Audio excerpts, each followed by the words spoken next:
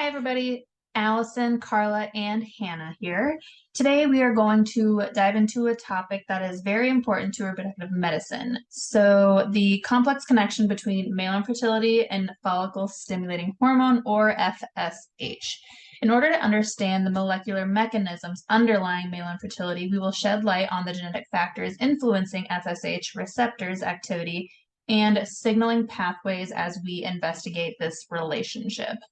FSH is essential for the male reproductive system to operate properly, particularly for the control of spermatogenesis, or the development of mature sperm.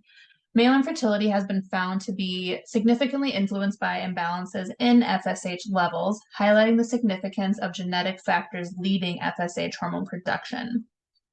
New paths for investigating the genetic basis of FSH hormone production and its association with male infertility have been made possible by recent advancements in genomics. By identifying the genes involved in FSH synthesis, secretion, and receptor binding, genomic studies have provided insight into the complex molecular mechanisms regulating reproductive health. Developing an understanding of the genetic landscape of FSH-mediated pathways is essential to understanding why male infertility occurs. This information not only improves our understanding and the complexities involved, but it also provides prospective targets for specialized therapy strategies and reproductive medicine techniques. Male infertility and FSH have complicated relationship, with genetic factors being a major contributing influence on the condition's expression. We open the door for a fresh approach in the field for reproductive medicine as we deepen our understanding of the genetic variety of the FSH-mediated pathways.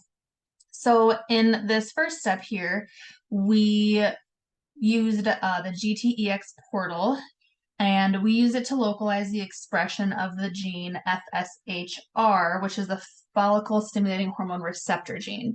Next was the GWAS catalog, which was used to see the studies that have been conducted for the FSHR gene, where we found the different synonyms for different map terms for the trait.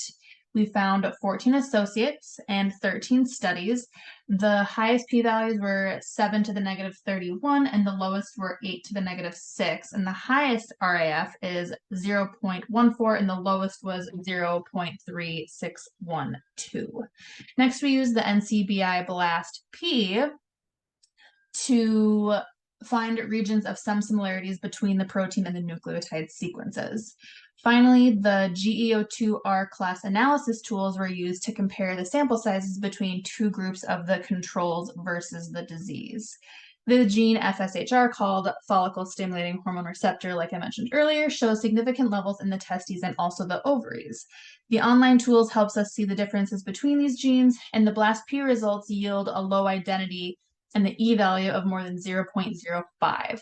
With these results, we can see how the role of FSH in spermatogenesis in the FSHB and the FSHR genes have an impact and can disturb normal spermatogenesis and can affect male reproductive ability. Genetic complications can arise during a man's early development or later throughout his life and impact his ability to produce an appropriate amount of FSH and create functional sperm cells. Lower levels of FSH production in males does not allow for the sterile cells to properly produce androgen-binding proteins and inhibits spermatogenesis. Symptoms of defects within the FSHB and FSHR mutations can vary, as some can be vague and others more extreme. Looking at the FSHB mutation resulting is whereas FSHR mutations can impact the function of the testes to produce functional sperm. For some individuals who may experience abnormal levels of FSH, they may go on for most of their lives without realizing they have this deficiency. Many will discover that they have these mutations after consulting with a genetic counselor or physician, or after attempting to conceive a child. Others may have vague symptoms throughout their lives that may not lead to the suspicion of abnormal FSH levels. Directly finding the cause of male infertility still has room for improvement, and with advances in sequencing mutations, as well as considering other elements that may contribute to low infertility, answering each unique cause of infertility will continue to improve. We hope you guys enjoyed, and we will see you next time.